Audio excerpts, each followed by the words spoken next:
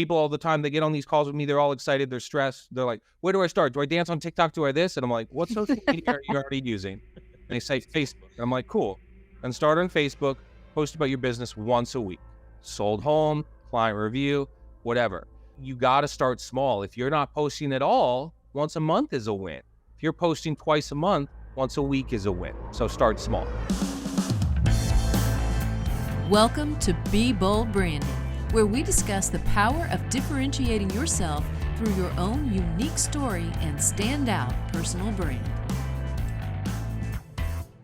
Today's guest went from losing his W-2 job in 2019 to creating a six-figure business in real estate in just 12 months. His name is John Shookman from Lancaster, Pennsylvania, and we're about to learn how he did this with, get this, no advertising, no cold calling, and no pitching. And on top of that, 100% of John's clients have left him a positive review. How many of us want that? All right, let's get right to it. John, welcome to Be Bold Branding. Thanks so much, guys. Honored to be here. And I'll just say I love podcasting. I have a podcast, and I know that it's often a thankless job. So I'll just say thank you for what you're doing and how you're serving people and helping people through your podcast. Thank you, John. Thank you so much for that. Very kind of you, and back at you, John.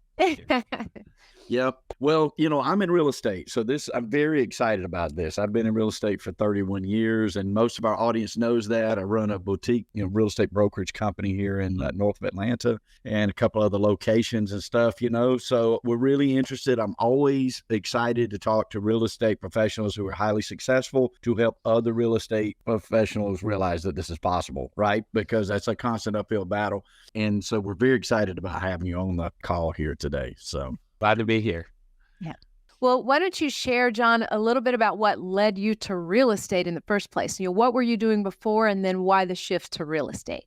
Yeah, absolutely. Well, basically the short version is that if there's a W-2 job, I've probably had it and was terrible at basically all of them. And I the way I say this when I'm asked about it is, a lot of people, like, maybe you steal from the cash register or you sleep with the boss or something. I wasn't doing anything like that. I'm just not a good employee. That's not to say I didn't have things to work on along the journey in each of those jobs, but it's just to say, for instance, I often share, like, one of my last W-2 jobs was in banking. And I would be, customer service at one of the branches. And I had a few positions after that. But I remember being in that role, and the assistant branch manager, Katie, I love you. If you hear this, I'm so sorry. But the assistant branch manager would email me and say, hey, can you send this email to someone? I'm like, you just emailed me to ask me to send an email. When I think about that even now, it like grinds my gears. And so that's the kind of stuff that I think, like, when you're in a W-2 job, you don't really have a choice, right? I probably said no a few too many times. And so basically I just lost jobs, right? Like, again, not sleeping with the boss, stealing from the cash register, anything. It's just like, I'm a dreamer and a visionary. So for instance, one of my jobs was at Chick-fil-A, and I actually love Chick-fil-A, still love the company, had a few stops there. In one of my stops, I remember I'm always trying to, like, do things and improve and this and that. Well, if you've been at Chick-fil-A at 12 o'clock in the afternoon on a Saturday, it's not the time for John to be there trying to fix things and improve. It's like, get the darn food out the window. We were pushing 120 to 150 cars through the drive-thru in an hour. That is not an exaggeration. It was like 20 seconds a car.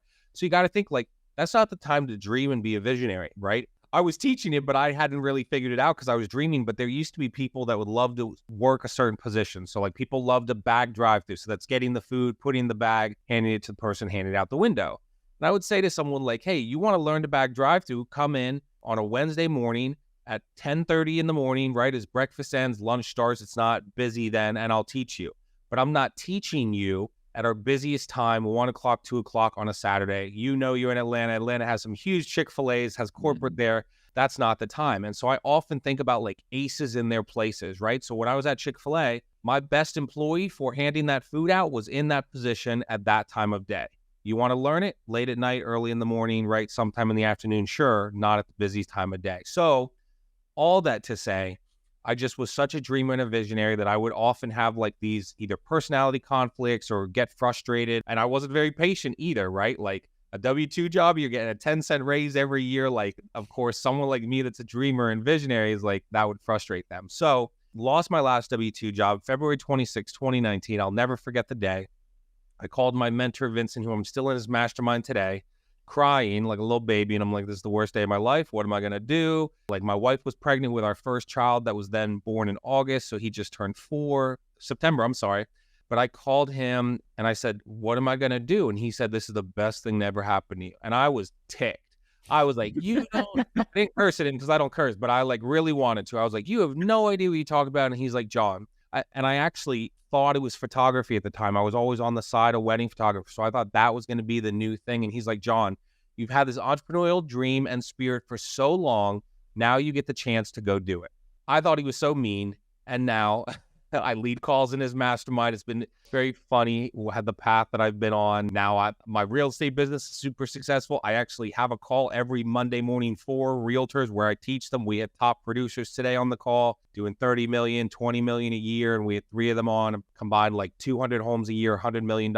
And so it's kind of wild how I got into real estate, had success, became the guy teaching realtors, but it's been a wild, wild ride. But real estate was just realizing I'm not good as a W-2 employee. What do I really do with this? And knowing I'm good at sales, good at relationships, well, and real estate made a ton of sense. A few friends that are realtors, I asked them, I said, could I do this? Would I be good? They're like, if you can survive making no money for a year, you'll do really, really well. So, and the rest is history, I guess, right? I love real estate, love what I get to do for my clients, buying and selling, and now coaching. And it's been a lot of fun. That's good. That's a great story, actually. And, you know, if you look at the timeline, you hit COVID about halfway through your kickoff, you know, and of course, you know, COVID was a big deal, and everybody, you know, Robert Kiyosaki and, you know, death of real estate in America, all that junk, you know, they totally mistimed all of that. You know, Grant Cardone was like, oh my God, this is it, right? No, it's not. You know, the demand was too strong. What do you think was the biggest myth? Let's just jump right into some meat of what you do with your realtors. Like, what do you think was the biggest myth about social media when it comes to having a presence as a real estate professional? Because this really hits home with us. Yeah, I love this because I had someone on my call today. She's learning from this top producer, this guy, Matt, who's in Lancaster, PA, crushing it. You guys can look up the Bearded Realtor and you'll find him. And she was like, well, I don't have a local presence. She's a realtor in Canada. I don't have a sphere of influence. What do I do? He's like, yes, you do. Stop. Like, we all know 20, 30, 50, probably hundreds of people if we really think about it. Call, build relationships, show up. I would say that if you're thinking that you cannot build your business on social media, you're full of crap, for one. And I would say that it's totally possible. Have I been on Facebook since I was 18 years old in college? Absolutely. But that does not mean you can't. And here's my favorite thing, guys. Social media is free. So guess what? If you try it and it flushes down the toilet, you spent time, like some sweat equity on it, but you didn't waste any money, right? So the biggest thing, and you guys know this, you teach people and talk about branding, your personal brand is so big, so huge. What is going to set you apart? So Matt, my friend who I had on my call this morning, he's the bearded realtor, right? I joke about shaving his beard like Samson. I think all his power would disappear, but it's just, you know, you have to have a brand. There's a few realtors I know. One is the cowboy of real estate. He's in Chicago. He's a realtor, 350,000 followers on TikTok. He's been on my podcast. Hey, how did you build this? And he goes, I just started posting. And he said this directly. He goes, John, I'm a black kid who lives in Chicago with freckles. I wear a cowboy hat. If I can post and I don't like the way I look in this, you can do it too. So I think a lot of it really is getting over that imposter syndrome that I'm not good enough. I have nothing to say, right? He actually, on an interview with me, said, realtors are the microphone for our industry, and you are basically doing yourself a disservice by not opening your mouth. So, right, like the biggest thing realtors could do right now today is take this little device right here that we all carry around in our hands and record videos and be on videos, because I already know that you can sell houses and your clients are happy, blah, blah, blah. Well, guess what? How are people going to want to do business with you? Know, like, and trust. Guess what? I have this, I won't show you, but like I have this discoloration on my face that in the summer when it gets red, it like is 2 different colors on my skin. So I kind of have like this imposter syndrome about being on video. No one cares. No one cares about like you have gray hair or I have they're so busy looking at themselves having imposter syndrome about posting. They are not worried about you. And guess what? If I eat a little too much Chick-fil-A and I'm a little chunky, my clients are going to see that when I show up in person. So you're hiding it on the internet. You want to stay behind the screen. That's kind of, COVID and bad and people died and all that. So many people worked from home. So they just think, oh, I can hide behind a computer, hide myself, put this filter on my face and hide behind that. Well, guess what? You are not going to build relationships with clients. And guess what? Realtors who have been in this, you said 30 years. If your headshot's from 1995, you're going to show up at the meeting at Starbucks and someone's going to be like, oh, well, some old guy walked in, no offense. But like, where's the realtor that's going to meet him? Like, be yourself. You can't change the way you look, the way you sound, etc. Well, guess what? Then just be yourself. Be your authentic self. Yeah, it's great advice. So much of real estate is just doing it. I don't know how good I am at motivating. I'll just, show some of my warts about this thing. I know how to do it and I know to do it. And when I did it, it worked. And when I do it, it works again. And I tell other people you should do it and then they don't do it. And then they don't know why it doesn't work. But, you're right about the videos and stuff. Like, even if you're so like caught up that you can't be in the video, it blows my mind that you don't shoot a video without you in it. Do you know what I'm saying? Because your clients want to know about that neighborhood. They want to know about the amenities of that new neighborhood. They want to know what's going on in the community. And so you can still do that. It blows my mind to agents that won't even do that. Can I just say, if you're saying you don't have time, it is a load of garbage because I go right here and take this thing and record this and say, hey guys, I'm on a podcast interview and post that as a story. And it was 10 seconds and it is in our heads that we do not have time. Yeah. Guess what? While you wait for the Starbucks, you can take a picture and be like, getting my Starbucks on the way to show a house. If you look on my Facebook page, I took a picture recently on a way to a listing appointment and it just said, love these Lancaster views, right? And it got 100 likes or whatever. It literally took me 15 seconds. And I don't think I actually got the listing. I was kind of bummed. But guess what? You know that I'm out and about and meeting clients, serving clients. It was a picture of like, farmland in Lancaster. Like basically the typical Lancaster picture is what I posted. I didn't say, hey, buy a home from me. Hey, sell a home with me. I just reminded you. I said, I'm headed to a listing appointment, checking out these beautiful Lancaster views. You might be like, oh, yeah, John's in real estate. Oh, someone was just asking me about a realtor. Oh, this. Like, last year, I'm a huge Phillies fan. I was at the World Series. Somebody reached out to me I had not seen in 15 years since we went to college together. Hey, John, me and my wife are thinking about buying a home. We're renting in Lancaster. Can you help? I have not spoken to Ryan. Ryan, no offense. I didn't know if you were dead. I had not spoken to him in 15 years. Well, but guess what? Ryan was seeing my stuff. There's a lot of lurkers on Facebook, I call them, that they just scroll. They don't like, they don't comment, they don't whatever.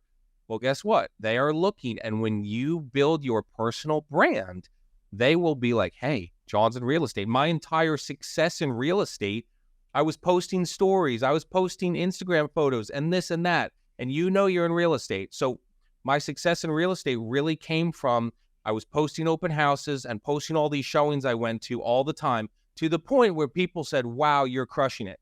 Well, you're in real estate. How much money did I make at those open houses and those showings? How much? Yeah, none. None. It's all perception. But it is. Like, you're crushing it. You're crushing it. Yep. You're crushing it. Yep. I cannot, man, you were right in the same path. I'm with you 1,000%. And, we call it an ecosystem, right? Through BrandFace. And I try to teach that to my agents and other agents. Like, you have to build this ecosystem, right? Your leads are going to come from hundreds and hundreds of different places, right? But you'll have to always be active. Like, if you're that agent that's just posted the parties that you're going to and the vacations you're on, they're probably not going to call you. Like, they literally want to know that you were killing it. And for some reason, they want to give their business to the busiest person they see. And that's just a natural instinct in humans for some reason. I don't know what it is. One of my 12 pillars of success, I wrote it 10 years ago. I said, be busy in what you're doing. Be busy. I'm not talking about just busy work, but I'm talking about caravanning, looking at houses. I tell my agents, I'm like, you have this super app that gives you access to every listing in your geofarming area. Go to it. You don't have to take somebody with you. Go know what's on the market, because what I know in my heart, and you know it too, because you just said it, is that if they're active foot in front of foot in the industry, then that industry is going to feed them. But if you're sitting around and you're thinking, well, I called 3 people on my prospecting hour that I already knew and saw at church yesterday, you haven't really prospected, and now you don't know what you're going to do the rest of the day, you're probably not going to be making a paycheck 60 days from now. I love that you said that there's a realtor. Her name's Jeanette. She's in my membership. She's a great realtor in Pittsburgh. And all in September on my show, I had top producing realtors that I knew come on the show and say, what is one thing you wish you knew when you became a realtor? And her answer was, I just jumped into the deep end. So I kind of asked her how. She scheduled 5 showings a week. It did not matter if she didn't have clients that week, she went on her own. And here's the craziest part. Realtors are probably listening to this saying, well, that's a waste of time. Well, guess what? Then she had a client that said, hey, I'm looking for a home like this, 3-bed, 2-bath, blah, blah, blah, blah, blah. And she goes, hey, I just showed a house the other day like that. She sold 2 of these houses by just going in. I get so passionate because when we just show up and put in the work, she might not have gotten those sales, right? She might have been like, oh, I don't know anything on the market. Well, that's because you're sitting home on your computer. How are you going to know the market if you're not out in the market? Mm-hmm. I agree 100%. An intimate knowledge of the property. It's like, oh, I just walked through that with somebody last week. I think this has what you're looking for, specifically because I saw this room or I saw this backyard. And that is a huge difference. And repetition is recall. That's what we teach. Repetition is recall. So, it matters a lot that they get out there what is going to stand out about them, right? Like the bearded realtor, right? Okay. Mm-hmm. So the bearded realtor undoubtedly has other things that make him an amazing realtor. He gathers attention on the front end by saying, this is who I am, and being different, just being different in any way on the front end. And then you've got to have all the foundation underneath it that says why you're the perfect fit for the exact client you're looking for. So I love the fact that you built your business on organic social media posting. I love that. Absolutely love it. And you may have already kind of woven this into what you've said already, John, but bear with me. I really would love to know, are there 2 or 3 things that you would say to a realtor that they can immediately put into place to make a difference in their social media approach today? Yeah, absolutely. The first thing I will say is you have to get over this fear. When I talk to realtors and they get to know me and we jump on a call and they, normally say a couple things. I don't know where to start. I don't want to push my business to people that are my friends on Facebook. And I will just say to you, you have to get over that. And I say to them, like, let's say I'm coaching you. I'm going to say, oh, well, do your friends want to support your business? And you're like, well, yes. Okay. So why are you afraid to put your business on there? Now, it is different. And I am not against, if you are in an MLM, I am all about it. Go sell to your Pampered Chef, your Osborne books, whatever. That's fine. What hurts people is the private messages. So imagine, here's what I'll say to you. You are being selfish by not posting about your business on social media. Now, I know you heard that and you're like, he said that wrong. I didn't. You are being selfish by not posting about your business on social media. This is what a mentor told me when I was struggling with this a couple years ago. And he said, Shookman, he called me Shookman. He goes, Shookman, do you know realtors in your area that will take advantage of people, that will lie, that will not tell the truth, that will do all these terrible things? Yes. Okay. Do you do those things? No, I'm a person of faith. I have integrity, all these things, etc. Okay. And he goes, then you are being selfish by not talking about your business. And I still didn't get it. And once he explained it, my mind was blown. But the point is, maybe your friends don't want to support you. But guess what? You want to protect your friends from that crappy agent that we all have in our area that is taking advantage of people.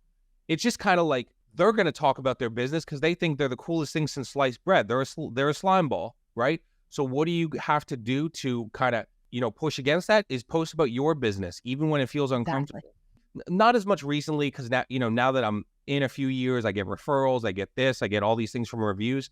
By putting yourself out there, you're giving them a choice. You're giving me a choice. Mm-hmm. Oh, hey, this person, Matt, sells homes and he's a great realtor. Well, Rob sells home, no offense to the Robs out there, and he's a slime ball. But I only know about Rob the realtor. Now I see Matt's stuff. Oh, hey, Matt has integrity. Matt cares about his family, etc. So that is the thing. You are being selfish by not posting. The other thing is you have to post not just business.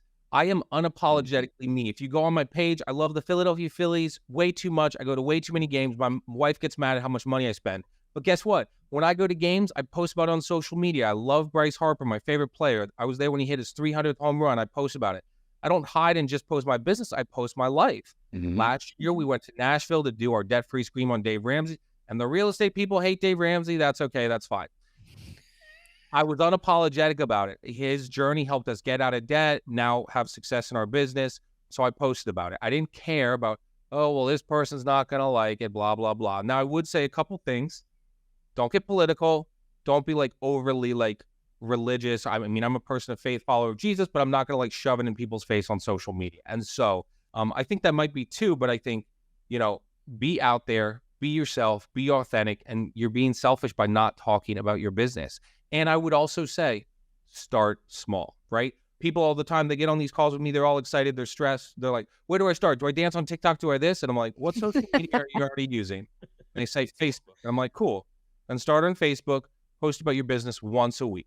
Sold home, client review, whatever. I post about my business probably 3 or 4 times a week, but I intermingle it. You'll see if you go on my page, my son started preschool, he turned 4, time with my daughter, right? I intertwine family and personal because no one just wants to have a robot selling them homes. And so you got to start small. If you're not posting at all, once a month is a win. If you're posting twice a month, once a week is a win. So start small. Yeah, I like a lot of that. It's so much about what you said fits with what I tell people, like if you're going to you need a geo farm, right? And that needs to be a part of your business. But they want to go out here and they want to geo farm a 3,000 home neighborhood. You can't do, that's way too big. Like you need to think smaller. Like if all you can do is service a 200 home subdivision, that's what you need to do. That's what you need to deal with, right? Because you don't need to be. I love the fact that you said, what are you comfortable with? We don't have to perfect everything. I had a non-real estate business meeting about 3 weeks ago, and the lady says, hey, I can't see your connections on LinkedIn. And I'm like, I don't even know my LinkedIn login. But I'll call the girls in the office and I'm sure somebody's got it. And the point I'm trying to make is we don't work LinkedIn. Should we? Yes. Will we? Yes. But I was a Facebook guy too. I'm older generation. So Facebook was one of the things we were most comfortable with. The bulk of our stuff's on Facebook. It's just the way it is. And I tell people that same thing. Don't think that you got to kill yourself to perfect all of the big 4 right off the bat. You need to be, the consistency to what you're doing is so vitally important. And then finally, to add on to what you said that was so valuable about your friends, you owe it to your friends to do this. You do. And that's the way to do it. And look, but let your friends off the hook. I have friends all the time. They know 15 realtors, right? Do I get mad if they use another realtor? No. My secret to it is have so much in the pipeline it don't matter. What does it matter? Right? And there's friends that I've had friends that call me up and that, hey, help me. I'm going to give this lead. I'm going to do it. I'm going to give you this list, blah, blah, blah. And then they don't. And I've had other friends that call me up and just say, hey, I already picked a house out. Will you just be my realtor? All you got to do is fill out the contract, big paycheck. Mm-hmm. So the key to it is put it out there to all of your friends, let your friends off the hook because they know other realtors. And like you say, John, be yourself on it. And people are going to gravitate to you and you're going to make more money than you know what to do with. Great advice. I'm like they say, like, people are like, you're the social media guy that we learn from. I'm not on YouTube. Do I need to be on YouTube? Absolutely. I think video is super powerful. I think I need to be doing it right now. I just went to a new brokerage, started a team. So there's a lot going on. So you also have to give yourself grace. Am I going to start something new, or am I going to make sure like the Facebook is just kind of operating at decent capacity and keep that going? Probably that. And then I think you set a goal. Hey, I want to be on YouTube in 3 months. Okay, then set it, record videos, get out there. So yeah. Yeah. And I can tell from you, from just our little bit of meeting right here in 25 minutes that I've known you right now, you're a doer. And I think that's so important. Like, you have to just do it. And I hope that that's what I'm hearing from you a whole lot. And I hope that listeners hear that also. You put one foot in front of the other, go do it. Yep. Yeah. All right, John, we're come down to the one question we ask all of our guests. If our listeners had the freedom to visit anywhere in the world, which place would you recommend that they visit and why? Oh, wait, does it have to be somewhere I've been? No. That can mean anything. Well, I've heard amazing things about, I'm going to give you 3 because I'm just that guy. Hawaii, okay. Alaska, and Australia. I've heard amazing things, and I've never been to any of them, but they're like on my bucket list. If you are not vicariously rich, actually rich, and you want to take me to Alaska, feel free. I'd love to go. It's the buddy system, right? Hawaii, I'll go. If you want to take me and my wife and our kids, we will go anytime. I will teach you social media while we're there. That's right. Fair enough. I like that pitch. And maybe you can find a piece of real estate too and get a referral out of it. You know what I mean? I love it. That's right.